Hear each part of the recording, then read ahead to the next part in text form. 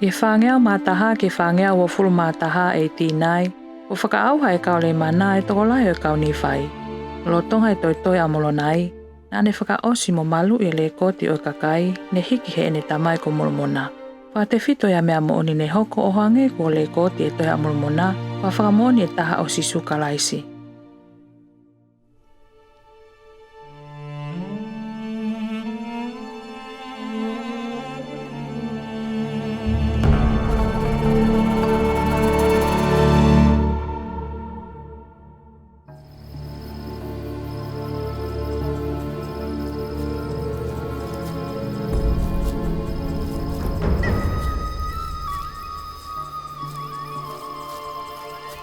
Hili e tau whakamana wahe i komola. Makai nai kumi he kaurei mana e kau ni whai nai hola ki he whanua whakatonga. Kai oua kua whakaauha katoa ki Nautoro.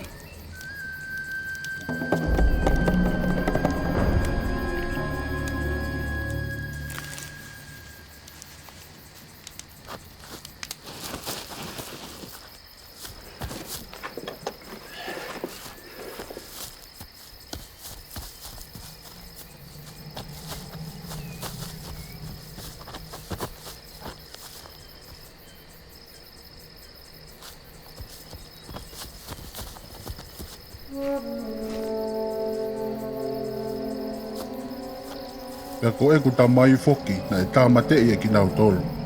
Pea o koutou e toko taha pē ke tohi ai tala noa whamamahi o e whakaauha o hoku kakai.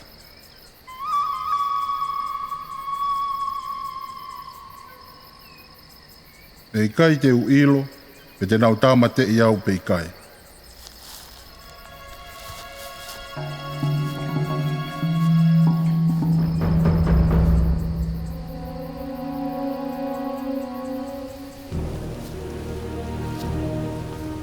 Kana i kei hoko atu, e ngahi tau mua tai ngata e iki, kai oua kua whakahoko kotoa e ne ngahi tala ofa.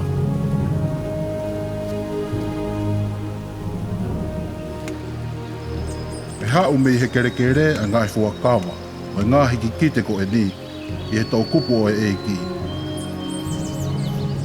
E hoko mai ia ne ongo e hange hataha o kurea mei he mate.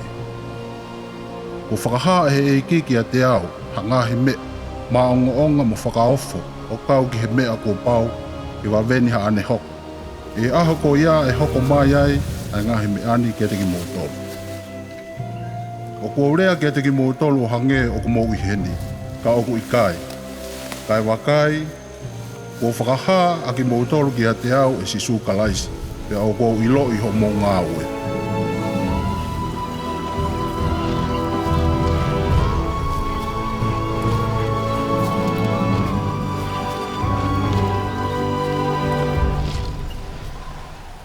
Oua e whakahala i au koe uhi ko e kungahi hala.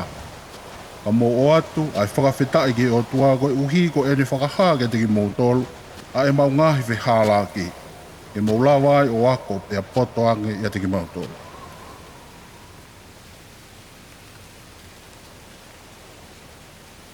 Ko te e kiai ke umate, ka mō whakaha au ki he kaurei mana. E oku nau tā mate i a kau ni whai ko toa pe, he ikai ke ne whaka ikai i akalaisi. Pe he ikai ke whaka ikai i akalaisi. Ko ia, o kua he holo ki he potu pe e lawa ke malu i ai e kumo ui.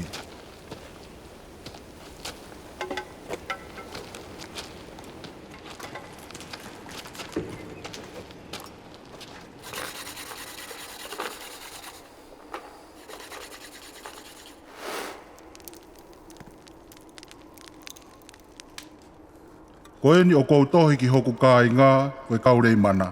Pe o kou whakaamu ke nau ilo, ko osi atu ai tau e whangea ua furutupu, talu mei he whakaha mai o whakailonga o e hā ere mai a kalaisi. Pe o kou whakamau ai ngāhi rea kō tini, hiri aku rea ake a ngāhi rea i he nai ki a teki mōtolo. Wakai, o kou whia nai ki a teki mōtolo, o ka mōkalau ai ngāhi me ani, ka pau, koe whinangalo poto o tua, o kutotonu ke mou lau ia. Ka mou manatu i hono lahi o alofa e ki ke whanau ai tangata, talu me whakatupu a ta mā o a umai ki he taimi te mou mauai a ngahi me ana. a mo whakalau loto ki ai iho mou loto. Pea iho mou mau ai ngahi me ani, o ko whia nai nai ke te ki mou tolu ke mou kore ki he otua, koe tamaita e ngata. I he huafa o kalaisi, pe o ku ikai ke mo oni a ngahi me ani. Pea ka pau te mou kore, i he loto whakamātoa to mo i loto mo oni. O mau hatui ki a kalaisi, e ni whakahaa hono mo oni, ke te ki mou tolu, i he mālohi o e lau maari e maoni oni. Pea i he mālohi o e lau maari e maoni oni, e mou lawai ke ilo i a hono mo oni, ngai mea kotoa pe.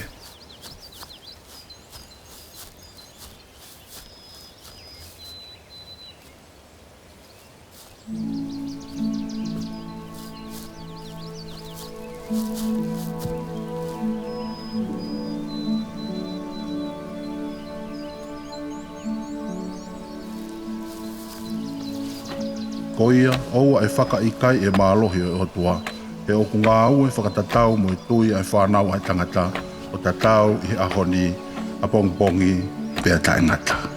E ai whakahaa he otua ke te ki mō tolu, ko i mea kua utohi o ku mo oni. Hau ki a ka laisi, pe a hoko hao ai he teia.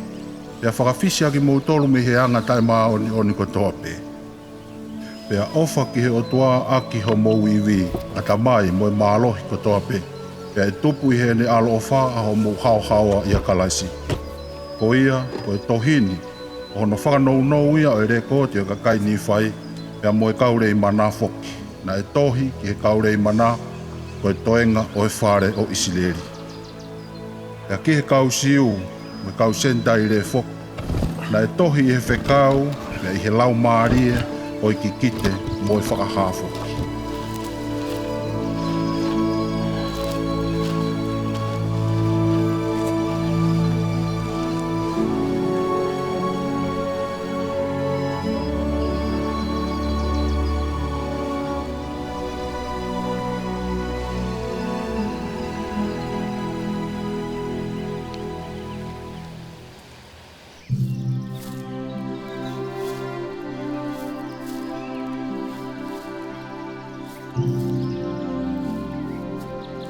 Kua tohi mo whakama, pea fufu i ki he eiki, ke hoko mai i he mea whoaki mo e mālohi o e otua, i hono taimi o whou mai i he kau sendaile.